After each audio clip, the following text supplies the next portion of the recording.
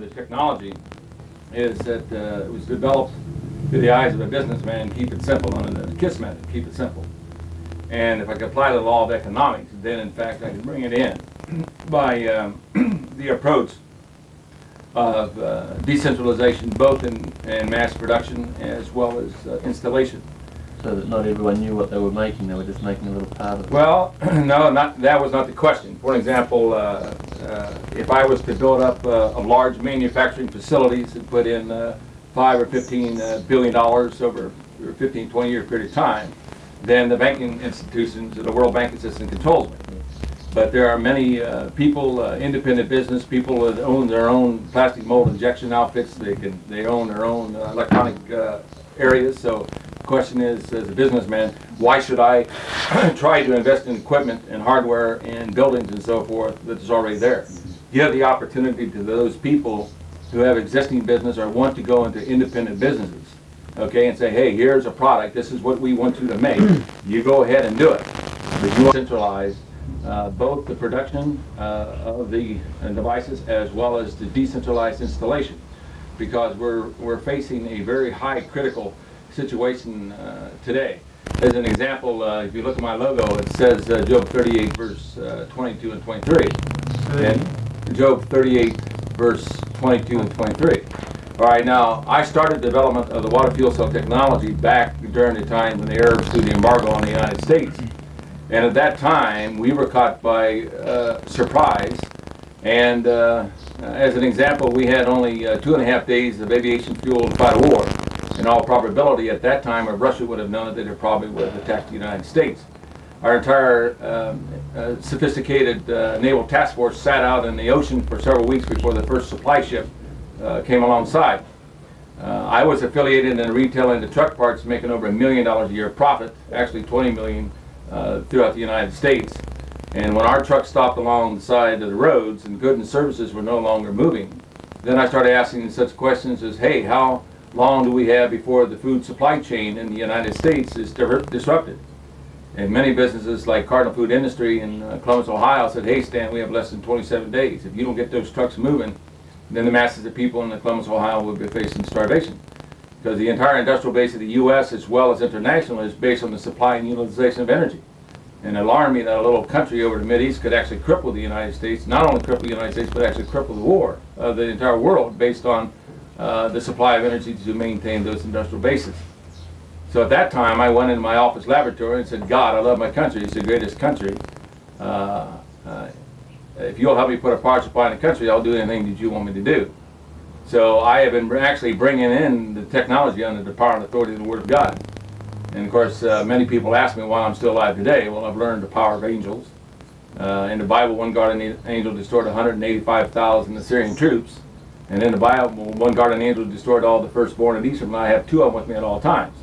One happens to be a foot bigger than I am. He's got a chest on him like that, and I said, thank you, Lord, I need him. So when I started, my background is quite diversified, from research development, product development, engineering, corporate entrepreneuring, starting a corporation from ground floor right on it, up into multi-international areas. And so I really have found out the Lord had prepared me well over 20 years or more to do what I'm doing today. So back in 1975, as an independent businessman, I was relatively not attached to any major research development facility. So I started to develop the technology in my own laboratories, and as a result, it was pretty hard to extrapolate what I was doing. One of the strategies was, of course, I had filed a series of patents. I did not file a total master patent. You know, there's many loopholes in both in the U.S. patent processing and international areas. As an example, if you would release some of this technology into the public domain, England will statutorily block you from receiving your patents all in Europe. Yeah, well, that's what we've heard too, is that if you're trying to put any patents in or anything, it's the quickest road to the CIA or whoever is trying to stop this kind of work. So that's why I'm amazed that you've actually... Well, what happened in the United States was that in the late 70s, Congress had passed the law that the U.S. government must now recognize the inventor, because it's in our Constitution that we have the rights for to invent the technology. So I doubt very seriously if this technology would have been able to be developed in any other country of the world because of the Constitution. And yes, I had fought many, many battles. The Arabs had tried to squelch and suppress the technology, so as the Russians, and even Japanese elements had come into the technology. But the strategy was, as the Lord had shown me through the Holy Spirit, was that as I started developing the technology, I started filing the patents. I filed multiple series of patents. And each patent by themselves, where it was patentable and did solve a given problem in utilizing hydrogen as a fuel source. But they'd only woke up to the second last patent as to really what I had. And at that time, it was too late. Yes, I had fought many battles, and of course I'm writing a book about all of it. And the title of the book is With the Lord There's Purpose, and it will give my testimony of all the battles and so forth we have fought. But when I was pulled into the Pentagon, when the U.S. government recognized what I had, and I was escorted into the Pentagon because wars had been won or lost by the supply of fuel. And of course, Patton proved that in World War II. And we, in our national military budget, about 50% of that's for logistic support of energy. Well, also during the Arab embargo, as an example, when we had no diesel fuel to operate our diesel-fired submarines, the Nuclear Task Force had to go on alert 24 hours a day, 7 days a week. In a very short period of time, over 60% of our Nuclear Task Force had become inoperable. And as a result of that, the U.S. for the first time had no abilities even for global defense. Shortly now from 1975, during the Arab embargo, we were dependent on about 40% of foreign oil. And this is where the President of the United States said that we must come up with an alternate energy source if we are to survive. We have not reversed our dependency on foreign oil. It's now escalated to well over 60%, where I forced DOE, Department of Energy, to admit to the American people that, in fact, we are still dependent of around 60% on foreign oil. Now, if anything happens or takes place where that oil is stopped to the countries, then the entire economic base of this country or any other world would collapse. I have been preaching, in fact, that the same thing that occurred in the U.S. fields that occurred from 1965 to 75, where our oil pressure started dropping in the oil fields, we went on the dependency of foreign oil. Now, the exact same thing that has occurred in the United States is also has been occurring in the Arab fields.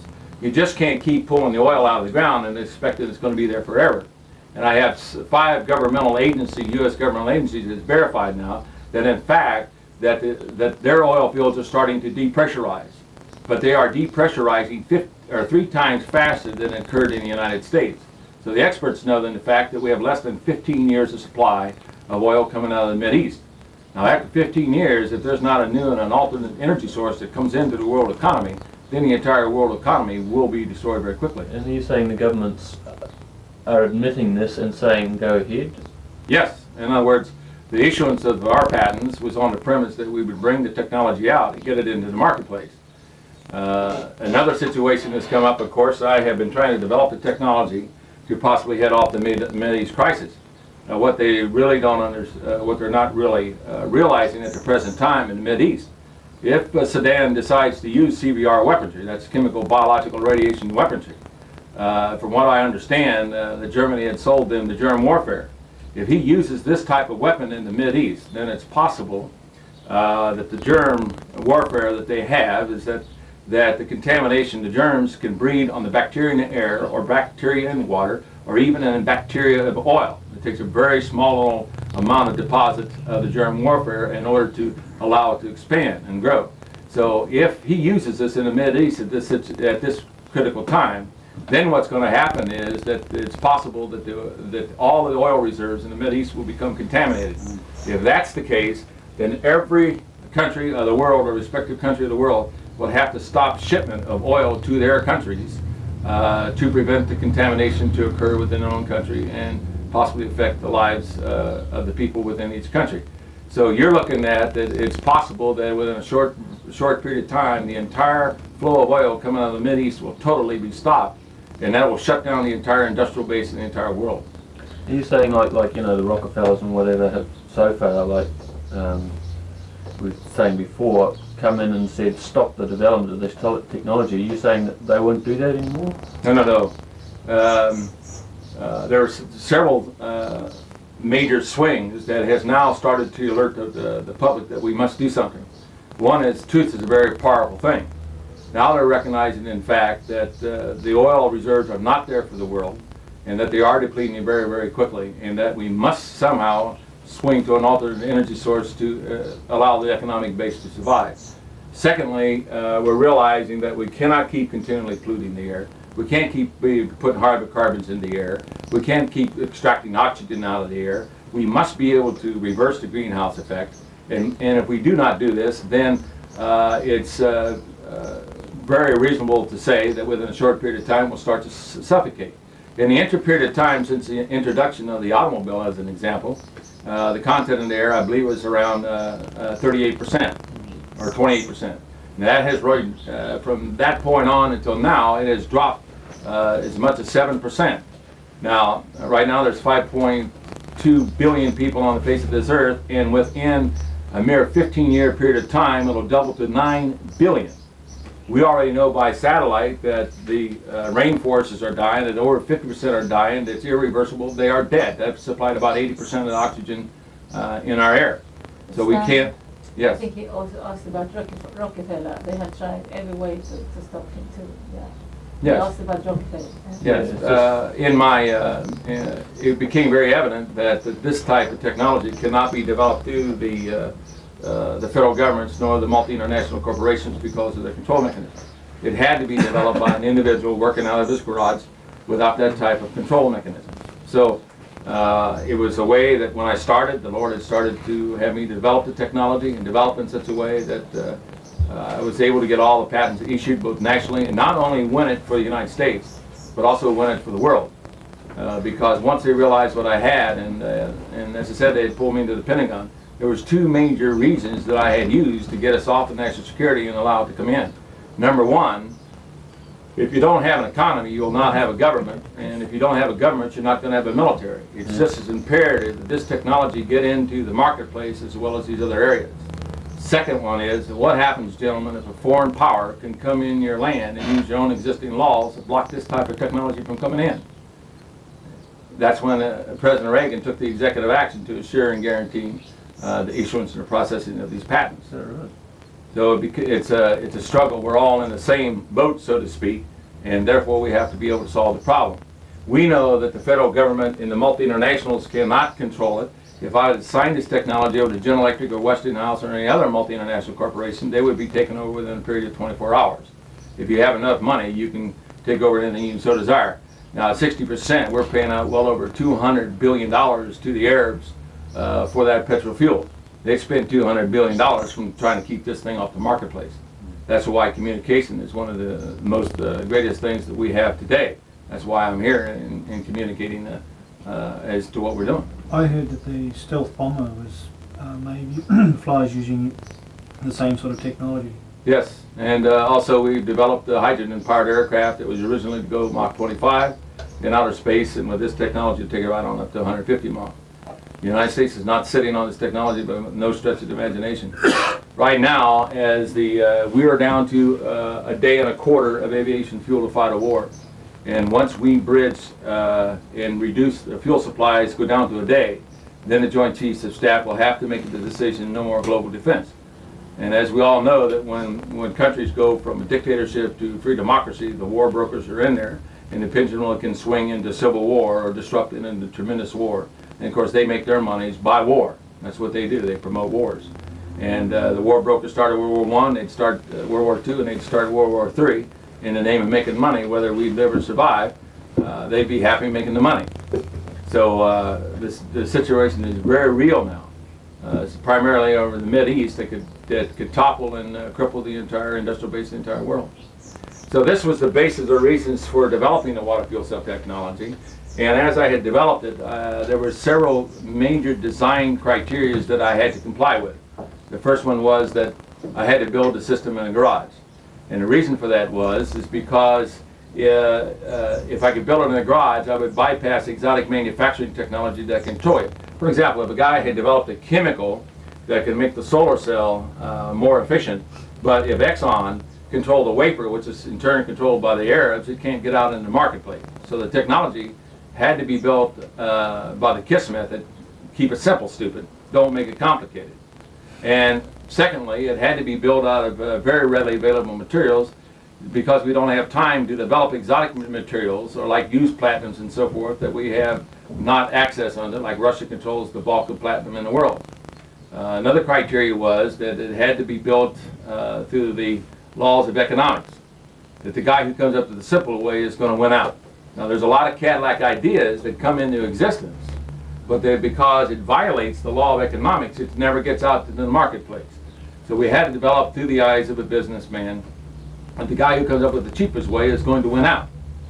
Now my files back home in my laboratory, I have the most compilated study on hydrogen that's ever come out of the scientific world through NASA. As you probably know, the Columbia spaceship program is propelled by liquid hydrogen and liquid oxygen. And in that report, it clearly stipulated that hydrogen was the most ideal fuel of the future that could be utilized anywhere in the world. But they had not the answer in the following areas. Number one, to produce the hydrogen gas economically. Second area was to be able to control the hydrogen on demand. Third area was to be able to adjust the burn rate of the hydrogen gas to co-equal the fossil fuels. And I added a fourth one, the ability to transport it without spark ignition. And I hold all the patent rights both nationally and internationally on this technology. Now since the technology was built under the power authority word of God in a garage, it now gave me the abilities to be able to release it under the law of economics. So when as a product development engineer, whenever anyone would show me a new idea, a new concept, a new way of doing something, if it did not comply with the law of economics, you gentlemen would not hurt my feelings. You can get out and walk out of the meeting anytime you want. I would do the same thing. If the technology was complying to the law of economics, and then when you look at this tech base, if you answer the question that yes it does, then you'd have to agree that we have a new alternate energy source that we can move into the economies of the world and do it very, very, very quickly. So we started to proceed on developing, and as the Lord had shown me the knowledge pertaining to water. Right now we're facing a tremendous problem beyond the Mideast situation. I was in Washington, D.C. in 1965 when the government called the scientists together to come up with a fail-safe nuclear power system. In 3 days, and listening to their testimony, I got up in the meeting, and this is before I had come to the Lord, and said, gentlemen, everything you said is a bunch of BS. There is no substance on the face of this earth that you subjected to the hostile environment of nuclear radiation, you're going to have the hourglass effect. And then, of course, 3 Mile Island proved that prophecy out many years later. And, of course, Chernobyl, we all know about Chernobyl. Now, they talk about the radiation going up in the atmosphere, but they don't talk about the meltdown going down into the water table. And the water table now is dumping the contaminated or radioactive water into the Mediterranean, which is now, in a very short period of year, the Mediterranean will increase in radiation, will spill over into the Mediterranean. So all those millions of people in Europe now that will use the water to wash their clothes or to drink or to process that water will probably die of cancer due to the high exposure to radiation. So now, during, for an example, England almost had a near nuclear accident. Some brilliant engineer decided the way to reconstitute the carbon rods, send a bunch of amps into the carbon rods, and all it does is create a hot spot and splits the rod, which in turn you now have no control. Helsinki just shut down another nuclear power plant with problems with the circulation on their stainless steel piping. So we're really facing a very critical situation all the way around. Now, in getting in this type of technology or an equivalent technology is going to take the masses or the people to come together in one accord. It's no longer going to say, well, I'm going to leave it up to someone else to do it. If we don't do it, it's not going to get in. So in starting developing the technology, the first area was to address how to release the hydrogen from natural water and do it economically and satisfy the first major requirement of NASA. And of course, what the first thing we did in the scientific area is that you always got to learn to ask the right question. Now, in the prior art, example, when we demonstrated this technology under 101, U.S. Section 101, the U.S. Patent Office says that whenever you present something, you must show unoperability, otherwise you do not get the issuance of the patents. When we had showed them the technology pertaining to water, the first thing that when they recognized this, is why has no one else thought about this technology before? Well, there were several reasons. I gave them number one. If you had looked at Scripture, Job 38, verse 22 and 23, the Lord said that the knowledge would come at a time of great trouble. And if this is not a time of great trouble, I don't know what is. The second one is that the reason why Faraday did not discover the electrical polarization process is because he needed several modern day inventions and he needed some prior knowledge. One of the things he needed was stainless steel, the invention of stainless steel 304 material, which is chemically inert to the process. If you expose it to hydrogen and oxygen gases in a water bath exposed to voltage, it does not have a chemical interaction. That's why you said platinum before, because platinum's inert to the same process. Well, platinum is extremely ultra expensive, Yeah. and it will break down under the conditions of exposing to hydrogen and oxygen, some of it. Okay, so stainless steel became a very economical material to use. Matter of fact, on our actual lab certification testing, the longevity of the stainless steel material is 0.0001 per year. So the fuel cell is just as good as the time you fired up to 20 years, going up to 10,000 years. And if any of you guys live over 10,000 years, you come back and tell me, I want to tell you, learn your secret. So the stainless steel material gave us the abilities that we now have a component we do not need to replace. We set up a non-chemical environment in order to release the hydrogen from the water. Okay, so we now have, we don't have to replace the parts. If you ever look at the prior arts and electrolysis processes, you will see that their electrodes are tremendous mass and size.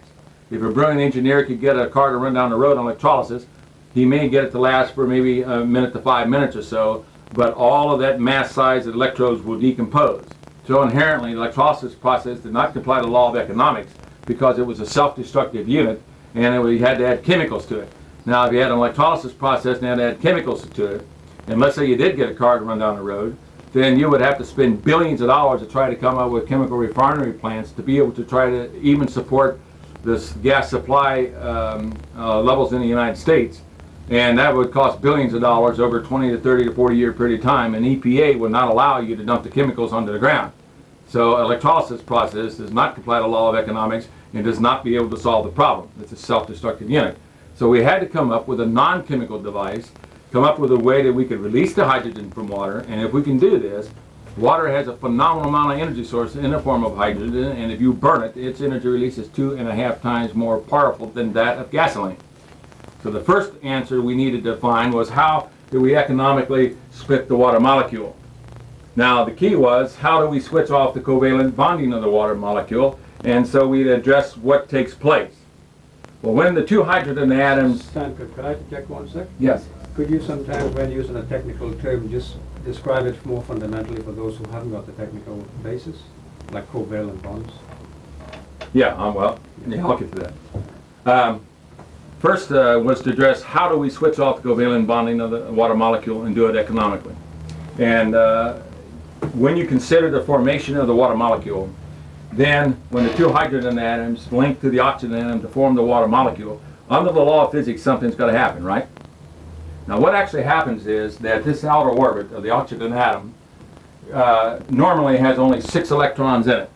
But this particular orbit will allow us up to 8 electrons to be occupied at one particular time. And as a result of this, this now allows the two hydrogen atoms to link up with the oxygen atom to form the water molecule to go into stable state.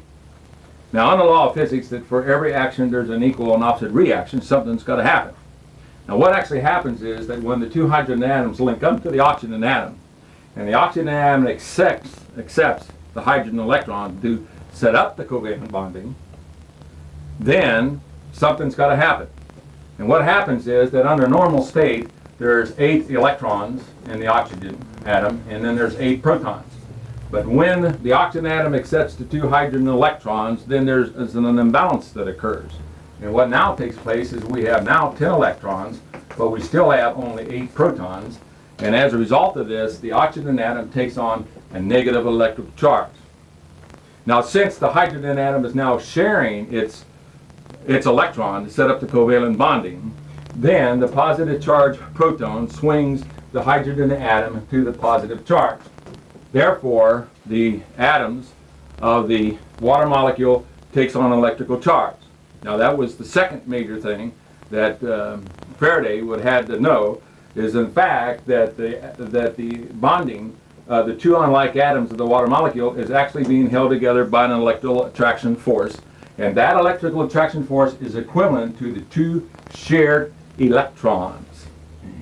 So in other words, once it's all combined together, the total charge is 0. Right. That the water molecule is stabilized to net electrical charge 0, but its atoms are opposite electrically charged. Now, another way to verify this, you can send a microwave. The question is, what happens when you send a microwave energy through water, and why does it heat up the water and cause the water molecules to agitate?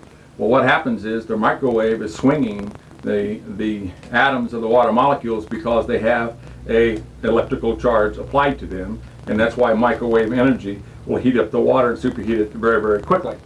All right, so the key is now that what's holding these atoms together is this electrical bonding force Q and Q prime.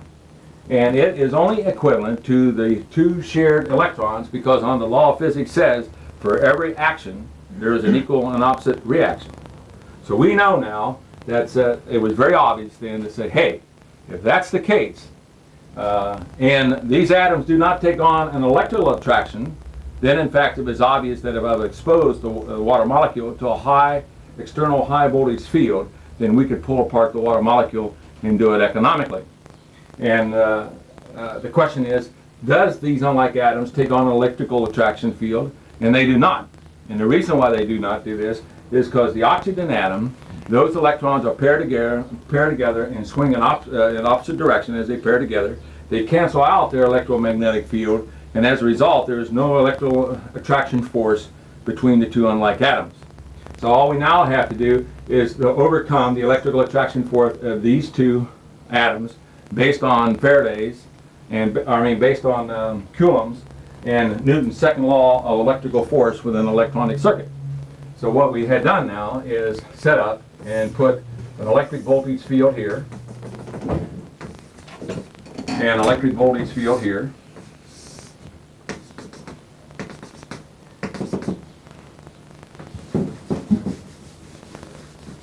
We do it this way.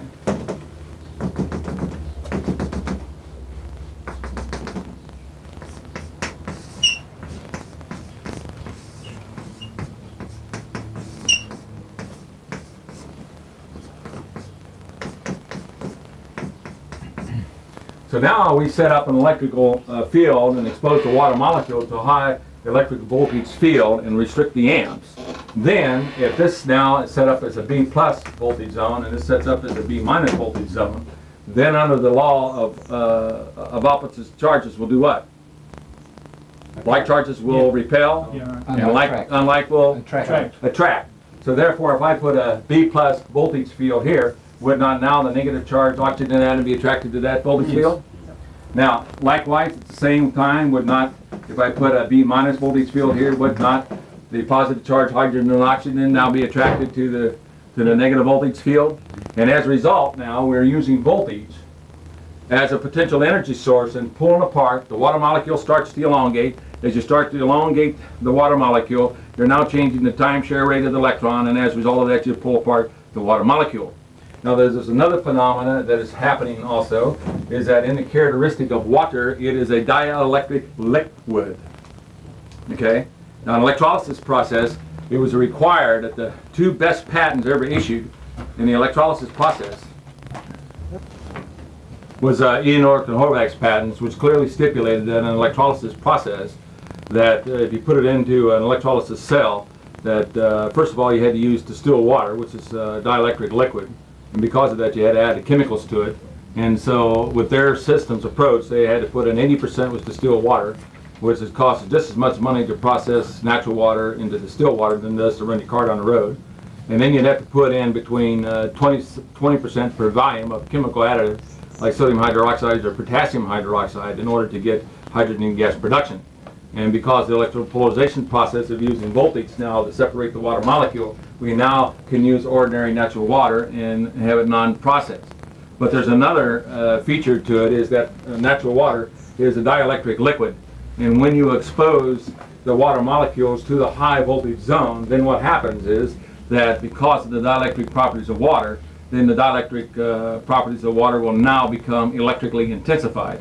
And so as it takes on an electrical charge, then the hydrogen charges will increase in their positive charge areas, and also the oxygen atom increases in its negative electrical charge. And so what happens now, that since you are increasing these electrically charges being exposed to the applied voltage field, then the covalent electron switches off in the following way, that as this increases positive electrical charge, would not this negative charge covalent electron be attracted back towards the hydrogen atom? And since the negative charge oxygen atom is increasing in its negative electrically charged, would you not now have a repelling force being applied to the covalent bonding? And so as a result, when you tune in now on voltage, now you have the ability to automatically switch off the covalent bonding of the water molecule. Now that now became a physical force in separating the water molecule, and voltage now becomes potential energy. Now in the field of physics, we know that voltage does in fact perform work. We've known this for quite some time. But heretofore, never anyone ever dreamed of using potential energy in the form of voltage to perform work in order to pull apart the water molecule. And Faraday would also have had to have the knowledge that in fact he had to have an electronic circuit, which we call the voltage intensifier circuit, that gave us the ability to switch off the amp flow and allow the voltage to take over in a dead short condition. Now in all probability, if he'd had this knowledge, then we'd have been on hydrogen many years ago. Now the point out about potential energy on voltage, to give you an example of this, is if you go home and you turn on your TV set or your computer monitor, you're adjusting the B plus voltage potential behind the screen, and as a result you're now accelerating the negative charge electrons coming off the gun, and that increased velocity of the negative charge electrons striking the fluorescent material now produces a greater light intensity. We know also, like in a cyclotron, that if you use opposite electrical fields, you now can accelerate particles in a 2 or 3 mile area tunnel, and as a result of this you can accelerate these particles close to the speed of light, and those particles hit a photographic plate, and that's how physicists study matter. So we knew in fact that voltage does in fact perform work, but heretofore no one ever dreamed of applying it to switch off the covalent bonding of the water molecule and do it in this way and do it economically. It was always thought in the past that current did the work. Right, always current, and they would always, because now Faraday, he needed modern day electronic circuit designs capable of restricting amps and allow voltage to go over. He worked with a very crude battery, and he worked with just an electrical wires going into the beaker with chemicals. So he created a dead short condition, and when you create the dead short condition, you cannot bring voltage up. Voltage remains low, and amps take over and does the work. All right, so this is why Faraday did not discover the electric polarization process. Now, in order to come up with the economic way of doing this, then the Lord had me to develop what was called the VIC, or the voltage. It's called the voltage intensifier circuit.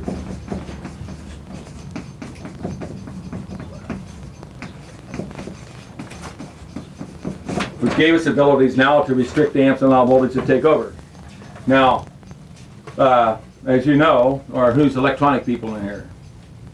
Praise the Lord. Okay, whenever electronic people can understand this far easier than a physicist. A physicist deals with strictly the nucleus of the atom, and electronics deals with the movement and deflection of electrons, and that's exactly what we're talking about, moving and deflecting the electron. And in the electronic circuit, it's clearly proven by Coulomb's and Newton's second law, you can use electrical force to move electrically charged particles in an electronic circuit. Is that not the basic basis of electronics? Yes. Okay, so we're not defining the laws of physics in order to accomplish the task. Now, whenever you put a dielectric liquid between two electrical conductive plates, what do you got? You got a capacitor, right? So we know that when you take a coil and hook it in series to a capacitor, you now develop what's called a resonant charging choke. So now I've set up two charging chokes on the opposite side of the capacitor. And I'm now allowing the water and the properties of water now to become the property or the component part of the electronic circuit. So we now know that on a resonant charging choke, that when I put in a switching diode in here, then as I would pulse the circuit, then these coils would become energized, and they would create an electromagnetic field which acts as an electronic choke, right? The electrons coming off of here has an electromagnetic field, and as a result, when these coils develop their magnetic field, it now chokes off and prevents electron flow from occurring. So since the diode now is acting as a switching diode, once you terminate the pulse, it opens up the pulsing circuit and now allows these magnetic fields to collapse. And when they collapse, now we're producing a unipolar voltage field across the capacitor, but then in the process we are restricting amps. Now note, we are using the electromagnetic field to restrict the amps, not a resistive element. If you have a resistive element, you're consuming power. I know one thing that was noticed in your circuit diagram is that you were using a resistive choke. Or is that a mistake? Or is that in your actual... No, in filing the patents, I filed them in several ways. They said, well, I use it this way. You have a hard time getting around me, because not only have I filed the patents on the particular technology, but I filed patents in all of its related area to give me a technological buffer zone to be able to ensure that I can bring the technology in. So in other words, that resistive choke that you've got in your... It's not necessary. It's not necessary? It says, where the hell is it? Here, you say here, resonant charging circuit, resistive coil wire, R2. Yes, you can put a resistive wire with the coil. So some intelligent guy is going to say, well, I got a copper coil, and one says, well, I'm going to use a resistive wire. Well, sorry folks, I got it both ways. Oh, Okay. I see what you're saying, just to get around the patent.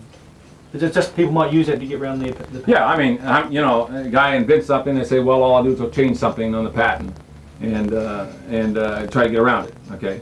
Well, this was developed under the KISS method, keep it simple, stupid. So the simpler it is, the harder it is to get around a patent. And of course, when this knowledge was coming forth, it was fantastic for us, because I knew that if we kept it simple like this, well, then it would be very, very hard to go. And if you look at all of our patents, you apply a voltage across that water molecule, you violated my patent rights.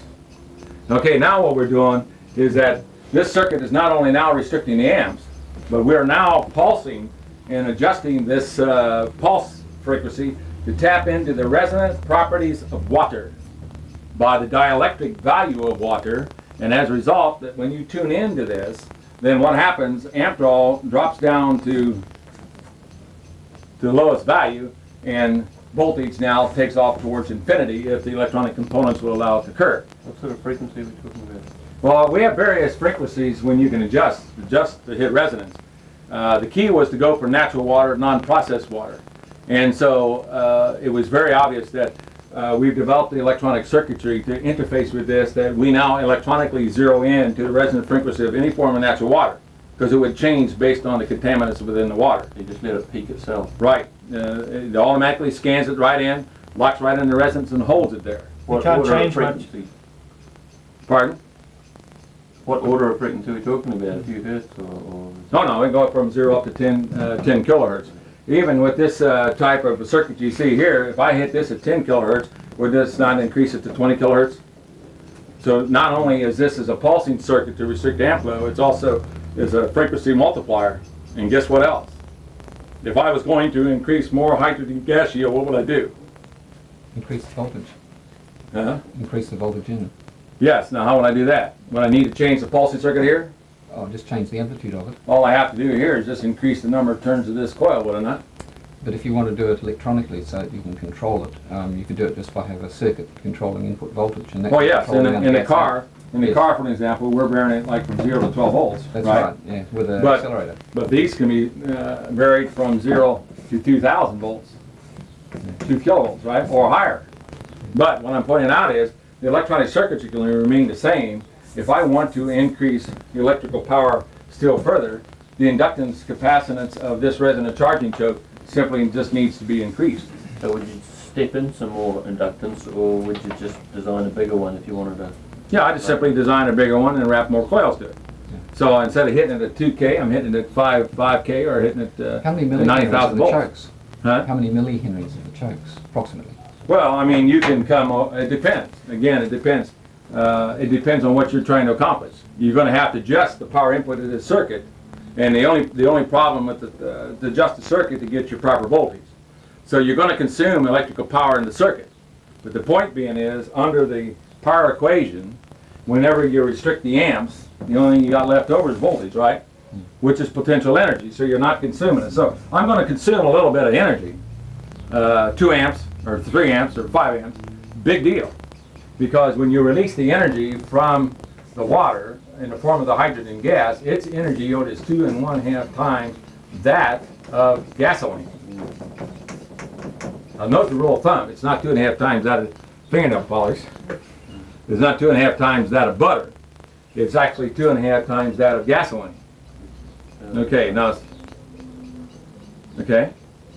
All right, so now the VIC unit was experiment in developing to restrict the amp flow and allow voltage to take over to release the hydrogen and oxygen gas from water. What sort of frequency is this that you really operate in, and when you're using, say, just an ordinary tap water or something? What sort of frequency does it normally work? Well, it'll vary from 0 up to 10 kilohertz is what we've been working in the range.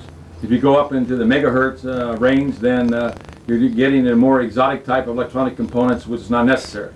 You can peak it a little bit further, but it isn't going to do any good. The action is really hitting it with the voltage when you're tuning into the resonance. And when you hit in the resonance under this condition, then the water molecule just falls apart.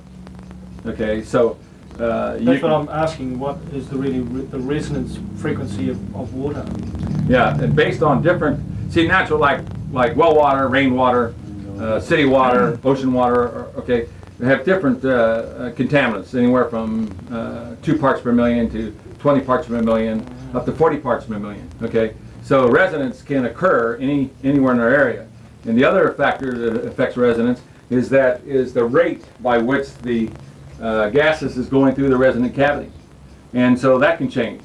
So you can hit resonance at a low voltage level, and as you're raising the voltage level, let's say from 100 volts to 2,000 volts, it's possible that the flow rate of water will start changing resonance. So we've developed the electronic circuits to zero in on that. So it's a very broad range. The beautiful thing I like about it is it's in the audio range, so it's just like using audio transformers. You can accomplish the task. Now, if you want to go up and zero it up or fine for a particular application, that's fine. But the key was to keep using natural water. If I use natural water or rainwater, is it costing me anything? So the 3 components I'm using in the operation of the fuel cell is stainless steel 304 material, which you don't need to replace. So am I complying with all law of economics? Second one is I'm using natural water. Does it cost me anything for natural water? We had a lot of rain around here the other day, didn't we? How would that apply on seawater stands? Same thing. Because you're restricting the amps and allow voltage to take over, the chemical end of the reaction is held at a very minimum. So when you release it, then any contaminants in the water, it remains in the water. Now that's the adverse effect of the fuel cell, is that you've got to get rid of the contaminants. Well, one of the things is that you can operate the fuel cell to meet your energy needs, shut it down, hook a little computer to it, dump out the contaminated water, rinse it out like a dishwater, go ahead and fill it up with water again, re-energize it up to around 4 to 6 ounces of back pressure and continue on operation. But in the cycling, if you notice in my drawings, when you burn hydrogen and oxygen, what's the byproduct? Water, right? Well, instead of letting the water go back up in the atmosphere, It's pure. It's absolutely pure. You can Right. use it for drinking or whatever you want. right, so can I not recapture the gases coming off and cool it down, and as a result feed it back into the fuel cell and recycle it again? So when I do that, then